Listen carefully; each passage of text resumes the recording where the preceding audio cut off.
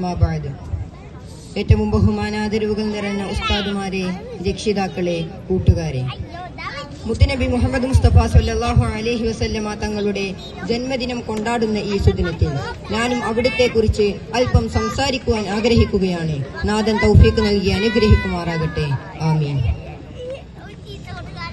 ലോകത്തിന്റെ വിവിധ ഭാഗങ്ങളിൽ ഹബീബായ നബി സല്ലല്ലാഹു അലൈഹി വസല്ലമ തങ്ങളെ വിമർശിക്കുക എന്ന മര്യാദക്കും മാന്യതക്കും അപ്പുറം വത്സിക്കാനും അപഹസിക്കാനും വേണ്ടി മാത്രം തെറ്റിദ്ധരിക്കപ്പെട്ട കുറെ ആളുകൾ കഠിനാധ്വാനം ചെയ്യുന്ന ഈ ഒരു സന്ദർഭത്തിൽ എന്തിനാണ് നബി സല്ലല്ലാഹു അലൈഹി വസല്ലമ തങ്ങളെ കുറിച്ച് നമ്മൾ പറഞ്ഞുകൊണ്ടേയിരിക്കേണ്ടത്?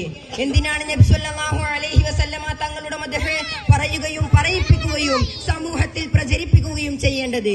എന്തായിരുന്നു ലോക ചരിത്രത്തിൽ ഹബീബായ നബി സല്ലല്ലാഹു അലൈഹി വസല്ലമ തങ്ങൾ നിർവഹിച്ച മഹനീയമായ ദൗത്യം? നബി സല്ലല്ലാഹു അലൈഹി വസല്ലമ തങ്ങൾ ലോകത്തേക്ക് കടന്നു വന്നിട്ടില്ലായിരുന്നുവെങ്കിൽ ലോകത്ത് എന്ത് സംഭവിക്കുമായിരുന്നുവെന്ന് ഓറിയന്റലിസ്റ്റ് പണ്ഡിതന്മാരുടെ ഗവേഷണമുണ്ട്.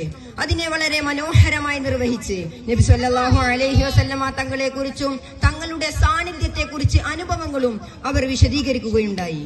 മുഅ്മിനീങ്ങൾ ഇത്തരം സന്ദർഭങ്ങൾ ഉപയോഗപ്പെടുത്തി നബി സല്ലല്ലാഹു അലൈഹി വസല്ലമ തങ്ങളാകുന്ന അവരുടെ നായകനെ ലോകത്തിന് പരിചയപ്പെടുത്തുമ്പോൾ തെറ്റിദ്ധരിച്ചു പോയ കുറെ ആളുകൾ അതിൽ നിന്ന് മുക്തരാകുന്ന സന്ദർഭം ഉണ്ടായിക്കൊണ്ടേയിരിക്കുമ്പോൾ ചില അതിവാദങ്ങളുടെ പേരിൽ ഇത്തരം നബിദിനാഘോഷ പരിപാടികളെ വിമർശിക്കുന്നവരും നമ്മുടെ കൂട്ടത്തിലുണ്ടാകും. വിശ്വാസികളുടെ ഹൃദയത്തിൽ അവരേറ്റവും സ്ഥാനത്തോടുകൂടെ സ്നേഹിക്കുകയും ഇഷ്ടപ്പെടുകയും പ്രണയിക്കുകയും ചെയ്യുന്ന ലോകത്തിന്റെ നായകൻ മുഹമ്മദ് മുസ്തഫ സ്വല്ലല്ലാഹു അലൈഹി വസല്ലം, ഒരു മനുഷ്യന്റെ ജനനം മുതൽ മരണം വരെ, മരണാനന്തരം അദ്ദേഹത്തിന് വേണ്ടി മറ്റുള്ളവർ ചെയ്യേണ്ട കർമ്മങ്ങൾ വരെ എത്രമേൽ വിശാലമായി നബി സല്ലല്ലാഹു അലൈഹി വസല്ലമ തങ്ങൾ പഠിപ്പിച്ചു തന്നു.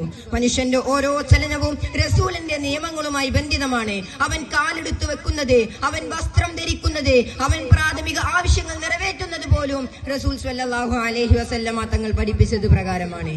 ഇത്രമേൽ മനുഷ്യനെ സമൂലം നിയന്ത്രിക്കുന്ന, അവന്റെ ജീവിതത്തിന്റെ ഓരോ തന്തുവിനെയും സ്വാധീനിക്കുന്ന വ്യവസ്ഥാപിത നിയമ സംവിധാനം കൊണ്ടുവരാൻ നിരക്ഷകനായി വളർന്ന റസൂൽ സ്വല്ലല്ലാഹു അലൈഹി വസല്ലമ തങ്ങൾക്ക് എങ്ങനെ സാധിക്കുന്നു? അവിടത്തേക്ക് ഔദ്യോഗിക വിദ്യാഭ്യാസം നേടാനുള്ള സംവിധാനങ്ങളൊന്നും അല്ലാഹു തആല ആദ്യമേ ഏർപ്പെടുത്തിയിട്ടില്ല. ജനിക്കുന്നതിന് മുന്നേ പിതാവ് മരണപ്പെട്ടു. 6 വയസ്സാകുമ്പോഴേക്ക് മാതാവ് മരണപ്പെടുന്നുണ്ട്. ദരിദ്രനായി വളർന്നതുകൊണ്ട് തന്നെ ആടിനെ മേക്കാൻ പോകേണ്ടി വന്നു. ഔദ്യോഗിക വിദ്യാഭ്യാസ സംരംഭങ്ങളിലേക്ക് നബി സല്ലല്ലാഹു അലൈഹി വസല്ലമ തങ്ങൾ തിരിഞ്ഞു നോക്കിയിട്ടേയില്ല. അങ്ങനെ സമ്പൂർണ്ണ നിരക്ഷകനാകുന്ന നബി സല്ലല്ലാഹു അലൈഹി വസല്ലം കാലത്തെ അതിജയിച്ച പരിശുദ്ധ ഖുർആനുമായി കടന്നു വരുന്നു. ഇന്നും കോടാനുകോടി മനുഷ്യരെ നിയന്ത്രിച്ചു കൊണ്ടിരിക്കുന്ന വിശുദ്ധ വേദവുമായി നബി സല്ലല്ലാഹു അലൈഹി വസല്ലമ തങ്ങൾ കടന്നു വന്നുകൊണ്ട് കാണിച്ച മഹാവിപ്ലവമുണ്ട്. 23 കൊല്ലത്തിന്റെ ക്യാൻവാസിൽ ഒതുക്കാൻ പറ്റാത്ത മഹാവിപ്ലവം, അതിക്രൂരരായ സമൂഹത്തെ ലോകത്തിന്റെ മാതൃകകളായി പരിവർത്തിപ്പിച്ച മഹാവിപ്ലവം സയ്യിദുനാ ഉമർ അൽ ഫാറൂഖ് റളിയല്ലാഹു അൻഹു പേര് കേൾക്കുമ്പോൾ തന്നെ ഞെട്ടി വിറക്കുമായിരുന്നു. അദ്ദേഹം വഴിയാത്രക്കാരെ തടഞ്ഞു വെച്ച് കൊള്ളയടിച്ച് കൊല ചെയ്യുന്ന വലിയൊരു കൊള്ള സംഘത്തിന്റെ തലവനായിരുന്നു. പിൽക്കാലത്ത് നമ്മുടെ ഗാന്ധിജി പോലും ഞാൻ ആഗ്രഹിക്കുന്നത് ഉമറിന്റെ ഭരണമാണ് എന്ന് പറഞ്ഞ, നീതിമാനിൽ നീതിമാനായ ഖലീഫ എന്ന് ലോകം പേരെടുത്തു പറഞ്ഞ ഉമർ റളിയല്ലാഹു അൻഹുവിലേക്കുള്ള പരിവർത്തനം.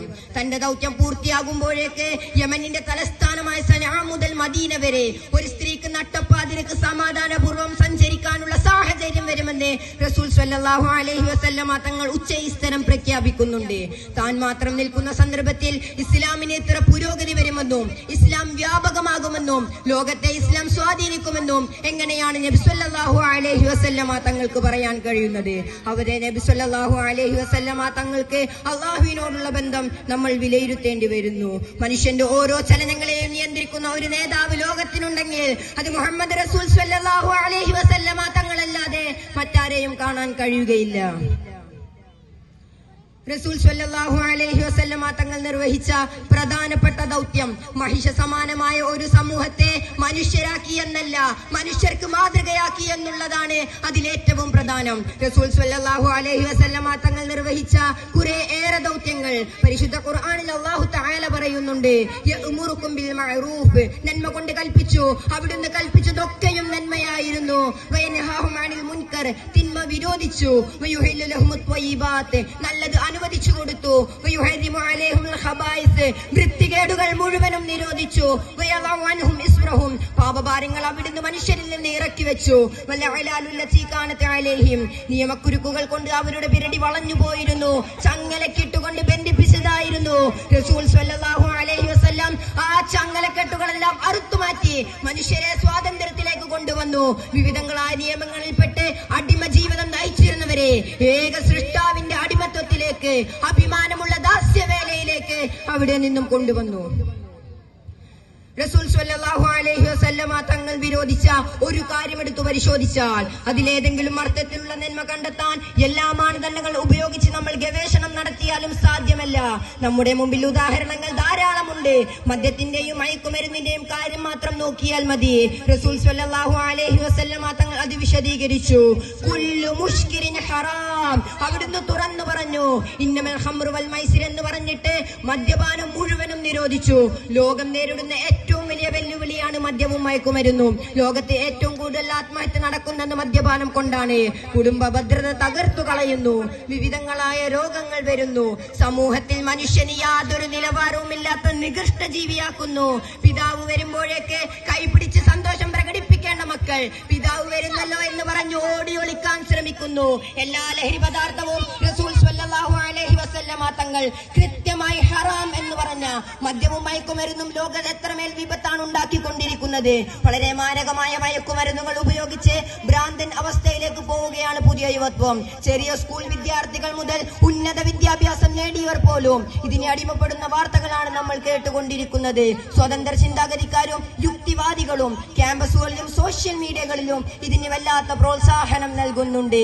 ഈ ലോകത്തുള്ള ജീവിതം ആരെയും ഭയപ്പെടാതെ സുഖിച്ച് ജീവിക്കാനുള്ളതാണ് എന്ന സ്വതന്ത്ര ബോധ ചിന്തകളിൽ നിന്നാണ് ഇതിന്റെ എല്ലാം ഉത്ഭവം. സ്വന്തം മാതാവിനെയും പിതാവിനെയും സഹോദരനെയും തിരിച്ചറിയാൻ പറ്റാത്ത ബുദ്ധിശൂന്യരായ സോംബിയായി മാറുന്ന തലമുറയെയാണ് നമ്മൾ കണ്ടുകൊണ്ടിരിക്കുന്നത്.